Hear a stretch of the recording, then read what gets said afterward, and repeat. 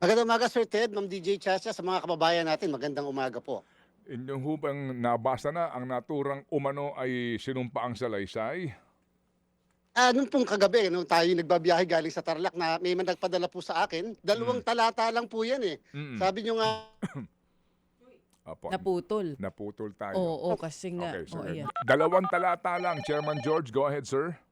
yes po, so 2 talata po yan na yung pong binasa po ninyo, pang number 35 o number 36. Lahat po ng mga nasa taas tungkol sa ICC. So una po, Sir Ted, hindi ko po kasi na-confirm kung iyan ay notaryado na o hindi pa. Kasi pong pagkakasabi nyo, hindi pa notaryado. So pwede pa pala nilang baguhin. So baka mukhang naghihintay naghihintay yung sa script, naghihintay na may sumagot para mabago kaagad. Pero sige po, hindi na lang ako magiging specific, Sir Ted. Pag po nabasa nyo yung 2 talata na yan, meron pong napaka-importanting na umit o hindi po nilagay. Hindi ko alam kung intentional or number 2 talaga naman kasi na hindi nila mailagay. At yun po yung katanungan na kailan nangyari. Napaka-importante po yan, Sir Ted, Ma'am DJ Chacha. Sa pag-aakusa, bilang isang abogado, lalo pat mga ganyang klase ng mga kaso, lagi mong kauna-unahang sinasabi, sometime, more or less, kung mapapansin niyo po, hindi po nila nilagay kung kailan nangyari yung pagkakataon na yan. Para bang naghihintay na yung inaakusahan, siya na magsabi, siya na magsalita.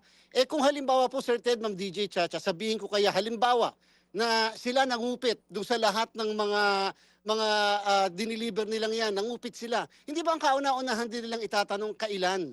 Kung ang sagot ko kaya basta nangupit kayo. Hindi ba isa lang ang konklusyon, kasinungalingan at hindi katotohanan yung mga sinasabi niya. So medyo mali po yung pagkakagawa ng script at hindi po inayos mabuti. So kung sino man po yung mga nasa likod niyan, alam na po namin, Sir Ted, ng DJ na sa mga susunod na panahon, merong mga ganyan sapagkat lalo na laban sa Commission on Elections dahil maghahalala na. Para sa kaalaman ng mga kababayan natin, kahapon po eksaktong araw, may final din po na disbarment sa lahat ng commissioners ng COMELEC except isa na meron po kasi kami dinismiss na kaso sapagkat hindi po nagbayad ng filing fee. So doon po sa mga social media posts, ang nakalagay, Sir Ted, si Chairman Garcia finaila ng impeachment. So ibig sabihin, ako lang, samantalang lahat kami ng commissioners except isa. So makikita niyo po yung concerted efforts kahapon. Maaari hindi lamang sa iba, kung hindi kahit sa COMELEC meron po. Okay, so Chairman, tinatanggi niyo po itong paratang na ito. Klaro ho naman yan. Pero siguro po baka yung ibang nakikinig magtatanong, talaga bang nagkaroon kayo ng minsan pagpupulong itong si Zaldico diyan sa Midas Hotel? Wala po, hindi po katotohanan yan. Siguro po, Sir Ted, noong ako ay nagpa-practice ng law, may mga pagpupulong po ako dyan nangyayari doon sa Maidas Hotel sapagkat ako po yung naging abogado ni Mr. Saldico at nung kanyang party list. Kung kaya nga sa lahat ng mga kasong meron sila, lagi po akong nagno-no part, nag-i-inhibit. So noon po yung, pero nung ako po yung maging chairman, commissioner at saka chairman, ay umiiwas po ako sa mga pagpupulong sa mga ganyang klaseng lugar. Okay, so sorry po Chairman kasi po nabanggit niyo po na kayo naging abogado po pala ng party list organization itong si Zaldico. So, kinukumpirma ninyo na nagkaroon kayo ng mga pagkakataon na talagang nagpupulong kayo, nagmi-meeting kayo with Zaldico mismo personally sa Midas Hotel? Ay, opo, Sir Ted, lalo po nung ako ay practitioner. Dahil siyempre po, I think ang pagkakaalam ko ay siya ay isa sa mga may-ari nung naturang hotel na yan, kaya doon kami nagpupulong. Kalimitan doon sa isang restaurant sa mezzanine. Mhm. Pero po after noon, Sir Ted, definitely wala na po akong pagpupulong sa kanila. Okay, do you care to remember mga ano pong mga taon ito o buwan ito, Chairman, please? Alam niyo po, Sir Ted, kung hindi po ako nagkakamali, simula po kasi para mga 2013 ay nakapag-lawyer ako sa kanila, yung si Congressman Batocabe pa, yung congressman, hindi pa si Congressman Saldico, ang congressman noong mga panahong iyon, kasama si Congressman Pido. So minsan po ang kabitin ko noon, hindi po si Congressman Saldico, kung hindi po yung mga nominee ng naturang party list, si Congressman Batocabe, yung Puyumao, at saka si Congressman Pido Garbin. Kailan po kayo huling nagkita ni Zaldico kung mamarapatin po ninyo if you remember? Sa ano po, sa Kongreso, dahil po pagka magde-defend kami ng budget namin, Sir Ted, I think yung pong 2024 na pagde-defend namin ng budget. Kasi po pagkatapos po ng budget defense, ipinapatawag po kami kalimitan kung hindi sa office ng speaker, kung hindi naman po sa office ng chairman ng appropriation. Kasi nga po may mga tinanggal sa aming budget, so kinakailangan naming ipursige. And therefore, kinakailangan ipaliwanag namin kahit po sa kanila kung ano yung tinanggal at bakit po tinanggal yung naturang budget. So Opo. more or less po mga 2024, Sir Ted, yung pong pagde-defend namin ng budget sa House of Representatives. Kumbaga po, official function dyan po sa House. Ngayon, again, sorry po Chairman, sabi nga, para ho, itong mga nakikinig sa atin, maliwanagan po ng kaisipan dito. So, kailan ho kayo kaya naghuling nagkita ni Zaldico bilang kliyente ninyo? Bilang kliyente, kasi po certain napakahirap i-distinguish yung bilang kliyente, definitely, bago po ako ma-appoint as commissioner ng COMELEC. COMELEC. Pero yung official function, ay nakikita po kami, lalo na halimbawa nga po yung sa Kongreso Opo. at tayo uma-attend ng pagdinig. Pero as a client, definitely po, una, sarado na po yung aking opisina simula pa po ng 2022. Hindi na po bukasyon yung aking law office. Dissolved na po yun. And therefore, surely at definitely, wala na po tayong practice. Pati nga po mga abogado ko, may mga naging abogado ko sa opisina ay kanya-kanya ng apply sa iba't ibang opisina. Yung iba naman nakasama ko ngayon sa COMELEC sa ating opisina. Okay, so ang presumption namin ngayon sa inyong ikinikwento na yan, most likely po nagkikita kayo nung hindi pa kayo COMELEC chairman, ano ho, at kliyente niyo ba po si Zaldico? That's before, kumbaga, before your appointment in 2022 ho ba yon? Opo, Sir Ted, bago po ako ma-appoint ng 2022 bilang commissioner at pagkatapos on the same year, nung mga August, ako naman po na-appoint na chairman ng COMELEC. So yan po, before, surely talagang lagi po kami nakikita dati. Kahit po sa mga iba pang hotels, nakikita po kami sapagkat yun po yung aking ginagawa kahit sa mga ibang kliyente ko. Opo. Kalimitan po sa mga hotels kami nakikita sa lobby, kung hindi sa mga kainan o kaya coffee shop. Opo, kailan kayo na-appoint po as chairman, as COMELEC commissioner po, chairman? COMELEC commissioner po, ako po na-appoint mga, kung hindi ako nagkakamali, February o March ng 2022.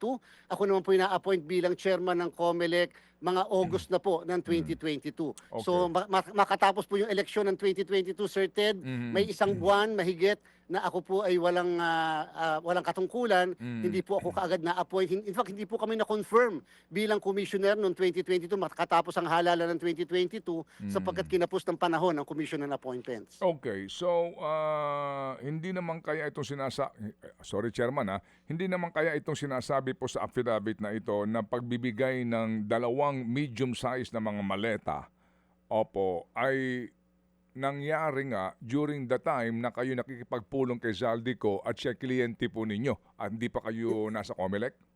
Hindi po siguro, Sir Ted, kasi hindi naman po ako tatanggap at makakatanggap ng ganyang kalaking maleta na may laman.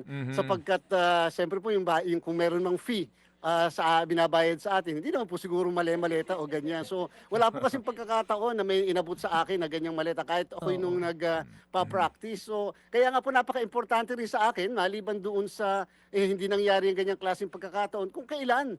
Kung talagang masasagot nila yung kailan, hindi po nyo napansin, wala po silang sinabing kailan. Bahala ka na, Chairman Garcia, mag-fill in kung kailan nangyari yan so that doon kami magsisimula ngayon. So yun po, bilang isang abogado, napaka-general po yung allegation na pagka nagsalita ka, doon naman sila ngayon gagawa ng paraan doon sa mismong sasabihin mo. Hindi po kasi pwedeng ganun ang pag-aakusa. Kinakailangan, pag nag-aakusa ka, may definiteness para naman medyo may due process at makasagot naman ng tama yung mismong inaakusahan nila. Napakalawak po niyan, Sir Ted, and napaka-dangerous din kung titingnan natin mabuti. Opo. Yung bang Mark Tiksay tsaka Paul Estrada na staff daw ni Zaldico, kilala po ninyo? Yung si Mark po, kilala ko po yan, Sir Ted. Kapag ka nagmi-meeting kami noon, bilang isang kliyente nga, si Mr. Zaldico, nakikita ko po yan, si Mr. Mark Tiksay na. Pero yung pong isa, hindi ko po talaga kakilala. Okay. So, Chairman, Ano Yes po? po.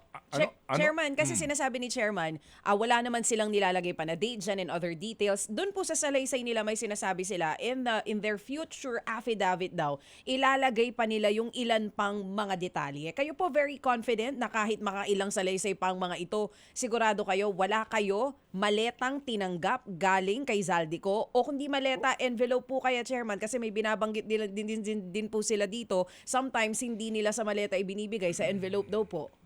Wala po. Baliban na lang nung ako ay abogado ni Mr. Saldico simula ng 2013. Siyempre kahit naman paano, meron naman po silang ibinabayad sa atin. At alam niyo po, ang isa rin pong prinsipyo dito sa mga ganitong klaseng akusasyon ay kung ano yung nakalagay sa unang affidavit mo, dahil yun ay pinanumpaan mo, kung ano yung mga idadagdag, pagdadagdag, ay yun po ay mawawala na ng bisa at kwenta. Sapagkat ibig sabihin, kung sa unang pagdidetalye mo, hindi ka na naglagay, ibig sabihin afterthought, o yung makalipas na lang, tsaka mula, ang dami po nila eh. Wala nakaalala kahit isa man lang na sometime or more or less some mga ganitong panahon. Ang dami po nila. So, ibig sabihin, lahat sila nakalimot doon sa more or less man lang at saka yung sometime man lang. Eh, pagka nag-file ka ng kaso na information, lagi may nakalagay sometime on the month of ganyan, sometime on the week of ganyan. Dito po wala pong binanggit, talagang open-ended, nakadepende sa sasabihin ngayon noong mga mai-interview o yung mga sasagot po dyan sa mga akusasyon. Okay, ano po ang inyong balak ngayon, Chairman, sa mga, although again, ang aming kopya dito, ang aming kopya po na nakuha, na ito nga po ipinamahagi po sa media, ay hindi po notaryado. Pero ngayon po, ano po ang balak po ninyo dito sa mga gumawa ng kwentong ito? Natanong na po ako kagabi, Sir Ted. Siyempre po napakadali at dapat talaga magpapile ka ng libel. Kaya na po inisip mo rin yung pong kalagayan, mga dati pong mga sundalo ito, mga ginagalang natin, mga bayani ng ating bayan, at number 2 may mga pamilya, napakadali sana mag-file ng kasong libel. Kung kaya nga lamang, kaawa-awa din ang kalagayan nila, lalo na doon sa gumagawa ng script, yung mga nasa likod, halos lahat na nasa pamahalaan yata ay mga sinama na nila, idinadawit na nila dyan at tinapat pa doon sa panahon na tayo magse-celebrate ngayon ng ating pong EDSA Revolution at siyempre yung mga nangyayaring development ng mga nakarang araw. So yan po pinag-iisipan po natin pero mas kasi po baka po mawala tayo sa focus sa paghahanda para sa halalan. Ang dami pong problema ni Comelec na kung sabi nga namin, lagit araw-araw na lang tayong babatuhin ng ganyan. Pagkatapos ay lagi na lang tayong kikilos at magpapalag, eh baka po hindi na kami makapag-focus sa election. Baka yun po yung purpose nung gumagawa nung script na yan. Okay, sige po. So, Chairman, kung may mga development po sa isyong ito, ay muli ho kaming tatawag para po sa inyo pong panig. Salamat po, Chairman, sa paliwanag. Salamat po, Sir Ted. Ma'am DJ Chacha, maraming salamat po. Magandang umaga. Mga kapatid, brothers and sisters, saan ka pa? Dito na tayo sa totoo. Dito na tayo sa True FM. Mga kapatid, mag-subscribe and follow po kayo sa social media accounts ng True Network PH. Yan po kami, hanapin nyo lang True Network PH, Facebook, Instagram, YouTube, TikTok, and podcast. Mapa Apple or Spotify man yan, mahahanap nyo kami. Lahat ng mga napapanood at napapakinggan nyo po sa programa, nasa social media accounts namin yan. So paano mga kapatid? See you sa social media! Dito tayo